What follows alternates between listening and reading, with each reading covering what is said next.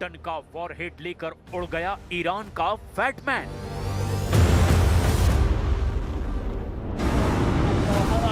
आसमान की तरफ हाथ उठाकर दुश्मन की तबाही की दुआ मांग रहा है ईरान।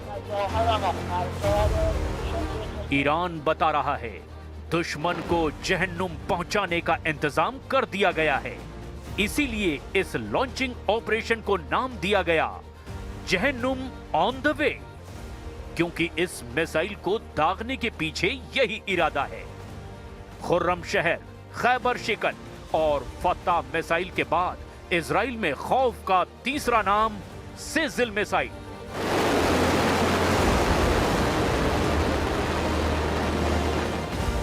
सिजिल मिसाइल यानी ईरान का कमर तोड़ अटैक। रिवॉल्यूशनरी गार्ड धीरे धीरे निकाल रहे हैं ईरान की सबसे खतरनाक मिसाइल। इस मिसाइल को दागने का मतलब साफ है, दुश्मन को रिएक्शन का बिल्कुल मौका ही ना देना। यही है सिजिल की ताकत। 1500 किलो का वॉरहेड, 2000 किलोमीटर से ज्यादा की रेंज, सॉलिड फ्यूल की ताकत, पुश बटन अटैक और ईरान का सबसे खतरनाक किंग कोबरा लॉन्च। ईरान की तरफ से जो मिसाइल अटैक किया गया, एक टुकड़ा यहाँ पे गिरा। मैं दिखाने की कोशिश करूंगा। ये वो गड्ढा है जहाँ पे मिसाइल अभी थोड़ी देर पहले गिरा। बताया जा रहा है कि क्लस्टर बम है। जिस तरीके से क्लस्टर बम की बातें की जा रही हैं, तो यहाँ पे इर्द गिर्द सब कुछ तबाह हुआ था। नेतन्याहू और डोनाल्ड ट्रंप को परेशान करने वाला ऑपरेशन ट्रू प्रॉमिस जारी है। मिसाइल अटैक की 55 से ज्यादा लहर इजराइल और अरब वर्ल्ड में अमेरिका के अड्डों को दहला चुकी है। तेल अवीव, हाइफा, अश्केलॉन और बेन गुरियन एयरपोर्ट। इजराइल से आ रही रिपोर्ट नेतन्याहू और उनकी फौज को बहुत ज्यादा डराने वाली है। इस वक्त सायरन फिर से बज गई है। आप देख सकते हैं भाग रहे हैं लोग शेल्टर की ओर। ये आप देख सकते हैं ये देख सकते हैं आप कि किस तरीके से यहाँ पे इंटरसेप्ट किया गया मिसाइल्स को। क्या इस युद्ध में अब सऊदी अरब बनने जा रहा है ईरान का सबसे बड़ा टारगेट? अमेरिका का दूसरा कैरियर यूएसएस फोर्ड अब सऊदी अरब के जेद्दा पोर्ट के करीब है। लाल सागर में ईरान ने इसे अपना टारगेट बना लिया है। ईरान ने बोल दिया है अमेरिकी बैटल ग्रुप को मदद दी तो सऊदी अरब का हाल वही होगा जो बहरीन का हुआ, जो कुवैत का हुआ और अब यूएई के साथ कतर में अमेरिकी अड्डों का किया जा रहा है। अगले 24 घंटे इस युद्ध में बहुत बड़ी तबाही लाने जा रहे हैं। तो ईरान ने भी जबरदस्त पलटवार किया। तो इस बीच डोनाल्ड ट्रंप ने युद्ध में मदद मांगी है। ट्रंप ने 7 देशों से कहा है कि अमेरिका की इस जंग में वो मदद करें।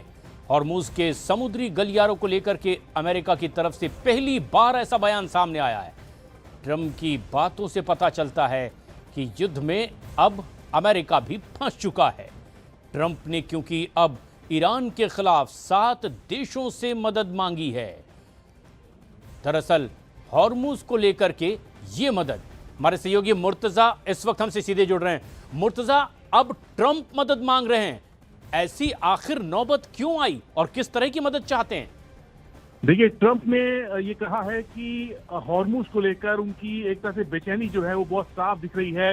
ट्रंप जो कह रहे हैं वो ये कि वो कई देशों से उनके जहाज, उनकी नेवी का दखल जो है वो हॉर्मुज में जाते हैं, क्योंकि ईरान ने एक तरह से इस गलियारे को बंद किया हुआ है और उसने साफ कह दिया है कि जो अमेरिका और इजराइल के साथ है वो इस गलियारे से वहां के उसके शिप जो है वो गुजर नहीं पाएंगे।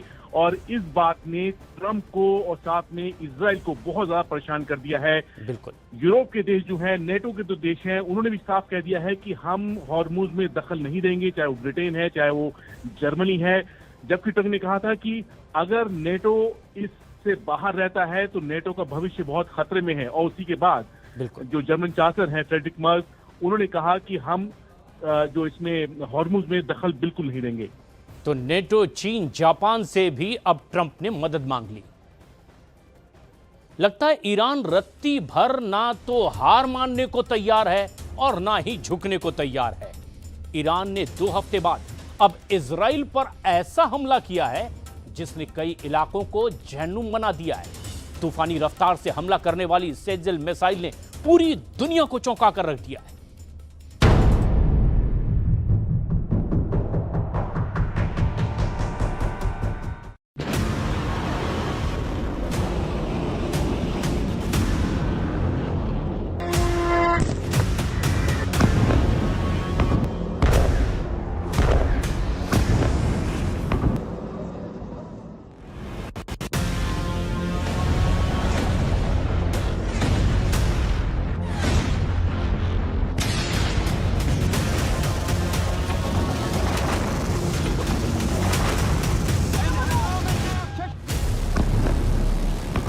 ईरानी ब्रह्मास्त्र ने मचाई तबाही, इजराइल ने देखी नाचती मौत।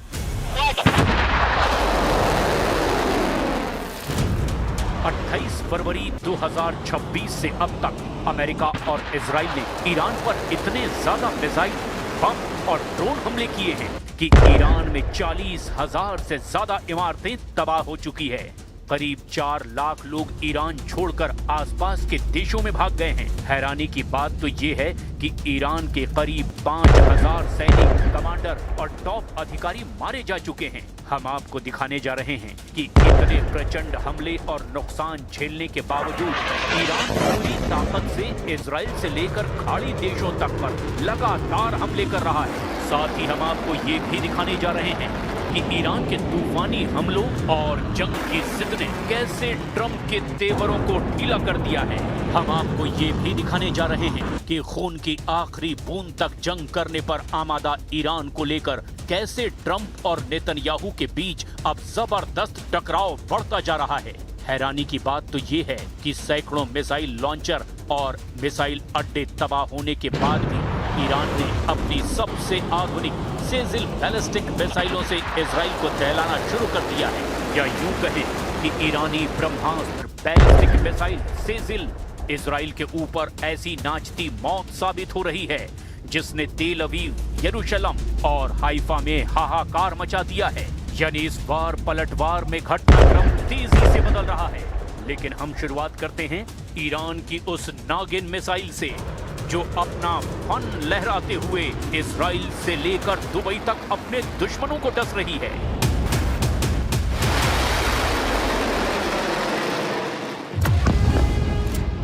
ईरान की 55वीं मिसाइल लहर सेजिल से इजराइल पर हमला।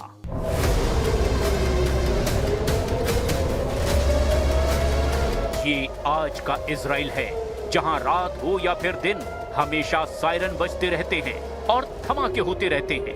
ये आज का वो इजराइल है जिसके पास दुनिया के सबसे बेहतरीन एयर डिफेंस है। लेकिन उसके बावजूद ईरानी मिसाइलें इजरायली एयर डिफेंस सिस्टम को चकमा देते हुए भारी तबाही मचा रही हैं। ईरान की बैलिस्टिक, क्रूज और हाइपरसोनिक मिसाइलों के हमले से पूरे इजराइल में कोहराम मचा हुआ है। पिछले 24 घंटे में ईरान ने इजराइल पर अपनी सबसे घातक सेजिल मिसाइल से जो हमले किए हैं उससे साफ हो गया है कि इजराइल के एयर डिफेंस सिस्टम सेजिल के सामने फेल साबित हो रहे हैं। देखिए क्यों और कैसे।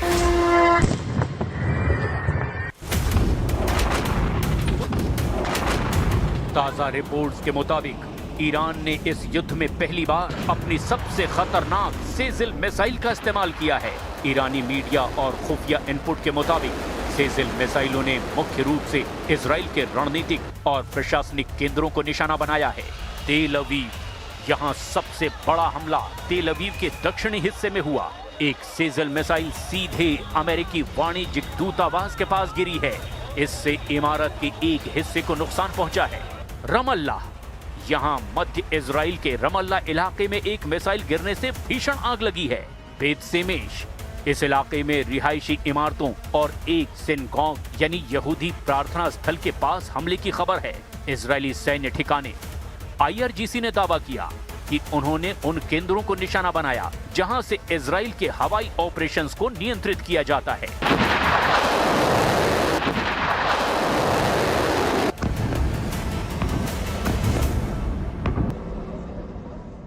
इस वक्त सायरन फिर से बज गई है। रात के दौरान भी बार बार सायरन बज रही थी। आप देख सकते हैं भाग रहे हैं लोग शेल्टर की ओर। ये आप देख सकते हैं यहाँ पे लोग दौड़ रहे हैं शेल्टर के लिए। ये देख सकते हैं भागम भाग शुरू हो गया और लोग दौड़ रहे हैं शेल्टर में। बार बार लोगों को शेल्टर में जाना पड़ता है। ये एक्सक्लूसिव विजुअल्स आप इस वक्त के देख सकते हैं न्यूज़ 18 इंडिया पे। ये देख सकते हैं आप, ये देख सकते हैं आप कि किस तरीके से यहाँ पे इंटरसेप्ट किया गया मिसाइल्स को। और ये छाप है मिसाइल्स का, दूर से दिख रहा है।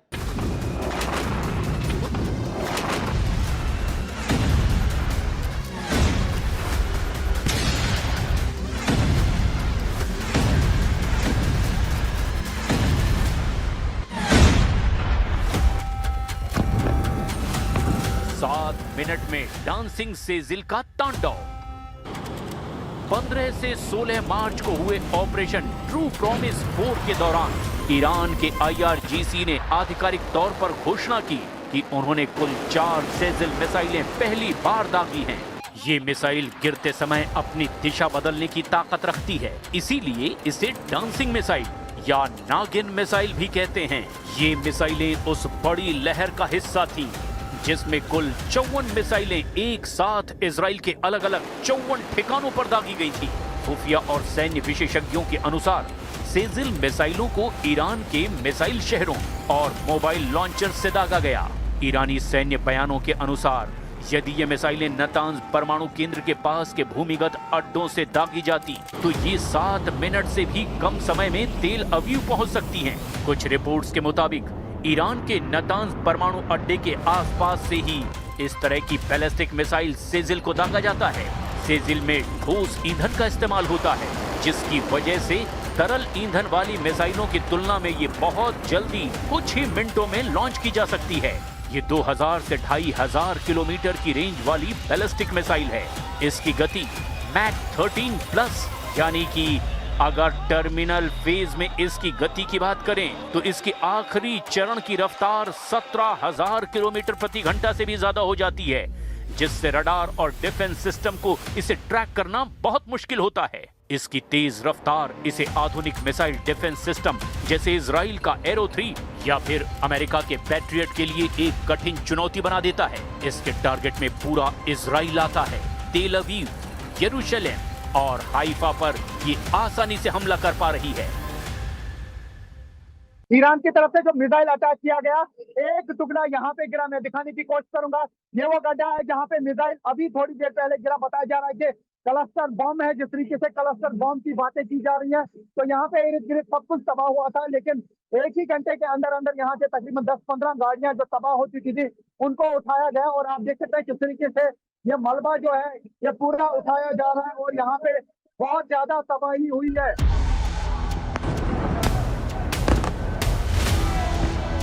ईरान ने इजराइल के नेगेव और दूसरे प्रमुख शहरों में क्लस्टर मिसाइलों से हमले किए, जो इजरायली रक्षा प्रणाली को भेदने में सफल रहे।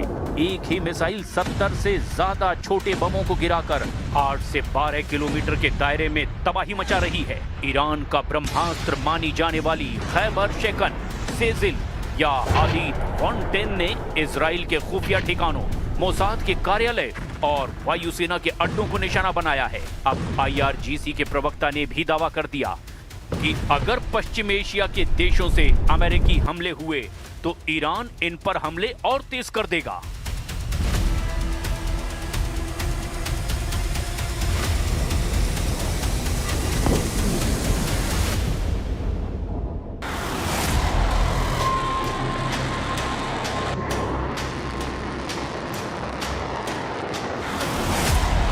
इजराइल ने ईरानी हमलों का जवाब देने के लिए हमले बेहद तेज कर दिए हैं। IDF और शिनबेद मिलकर के ईरानी खुफिया तंत्र के इशारों पर काम करने वाले संदिग्धों को निशाना बना रहे हैं। IDF ने दावा किया है कि उन्होंने अब तक 40 से ज्यादा वरिष्ठ कमांडरों और शीर्ष नेतृत्व के सदस्यों को खत्म कर दिया है।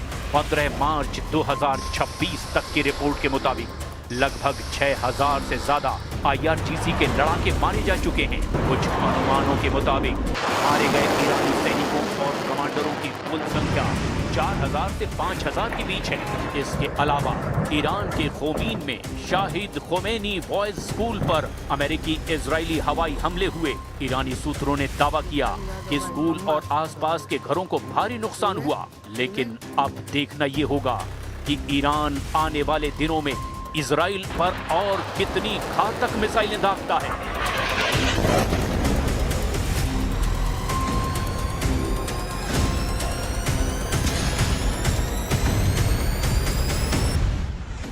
ईरान ने तो खाड़ी देशों से कह दिया है कि अब उन्हें अमेरिका या ईरान दोनों में से एक को चुनना होगा, क्योंकि खाड़ी से अमेरिका का खेल खत्म हो चुका है।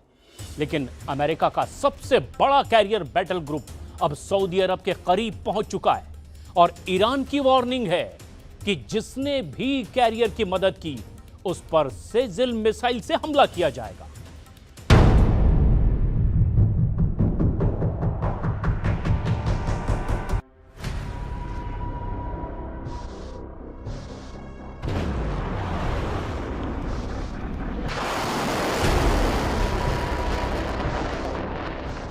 सेजिल को इजराइल के खिलाफ लॉन्च किया, दूसरी तरफ एक और सेजिल लॉन्च किए जाने को तैयार है। लेकिन इस बार ईरान का टारगेट कुछ अलग है। सेजिल से पहले इजराइल पर वार किया, अब इसका टारगेट बन सकता है सऊदी अरब, क्योंकि ईरान ने अमेरिका को लेकर सऊदी अरब के खिलाफ बहुत बड़ी वार्निंग जारी कर दी है। वार्निंग इस अमेरिकी बैटल ग्रुप को लेकर जो इस वक्त सऊदी अरब के पश्चिमी तट पर यानी लाल सागर में जेद्दा पोर्ट के करीब है। और इस अमेरिकी जंगी बेड़े को लेकर ईरान की चेतावनी से मोहम्मद बिन सलमान की बेचैनी 10 गुना बढ़ चुकी है। IRGC यानी रिवोल्यूशनरी गार्ड्स ने कहा कि अमेरिका के aircraft carrier USS Gerald Ford की मदद करने वाला हर अड्डा ईरान के टारगेट पर होगा। USS जेराल्ड फोर्ड इस वक्त सऊदी अरब के शहर जेद्दा के आसपास लाल सागर में मौजूद है। ये लाल सागर का रास्ता है जो भूमध्य सागर को हिंद महासागर से जोड़ता है। यमन के बाब अल मंदब का गलियारा भी देख लीजिए, जो पश्चिम एशिया का दूसरा बड़ा चोकिंग पॉइंट है।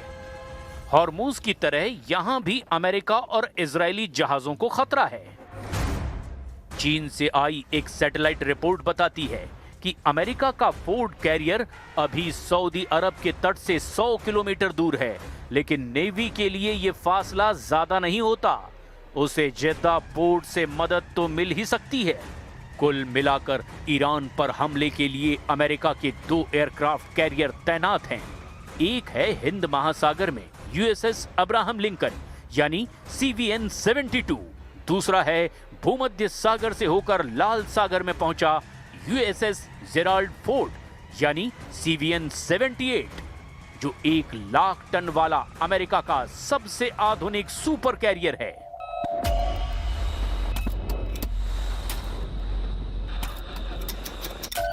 दोनों ही कैरियर स्ट्राइक ग्रुप में गाइडेड मिसाइल डिस्ट्रॉयर हैं, बाकी सप्लाई शिप और परमाणु पनडुब्बियां भी हैं। लेकिन ईरान में कोहराम मचाने के लिए इन दोनों जहाजों पर अमेरिका के फ्रंट लाइन फाइटर जेट्स तैनात हैं। पहला है F-35 लाइटनिंग, जो एक स्टेल्थ फाइटर जेट है। दूसरा है FA-18 सुपर हॉर्नेट, जो अमेरिकी नेवी की सबसे बड़ी ताकत माना जाता है। इसी ताकत को ईरान के लिए बड़ा खतरा माना जा रहा है। लेकिन ये कैरियर बैटल ग्रुप बिना किसी इलाकाई मदद के ऑपरेट नहीं कर पाएंगे, यानी इन्हें ईंधन और बाकी रसद के लिए आसपास के सहयोगी देशों का साथ जरूर चाहिए होगा। अब बड़ा सवाल ये है कि अगर अमेरिका को सऊदी अरब की मदद मिलने पर ईरान अपनी मिसाइलें तान देता है और इसका सबसे बड़ा टारगेट जेद्दा बनता है, तो आगे क्या होगा? ईरान की मिसाइल सऊदी अरब के इस पोर्ट सिटी तक पहुंच सकती है और यहां से यमन भी बहुत करीब है, जहां से हूथी मिलिशिया भी ईरान की मदद करने के लिए सीधे जेद्दा और अमेरिकी बैटल ग्रुप को टारगेट कर सकते हैं।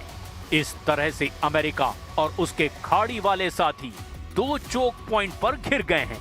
एक है हॉर्मूज और दूसरा है बाब अल मंदब। दोनों ही जगह अमेरिका और उसके साथी खाड़ी देशों की गले की फांस बन चुके हैं।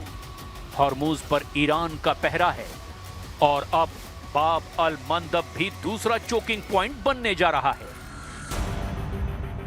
इससे पहले ईरान दावा कर चुका है कि कैरियर अब्राहम लिंकन पर उसने जब हमला किया तो वो ओमान की खाड़ी से दूर हटने को मजबूर हो गया। अगर ये बात सच है तो लाल सागर में भी अमेरिका का बेड़ा बहुत ज्यादा अलर्ट रहेगा।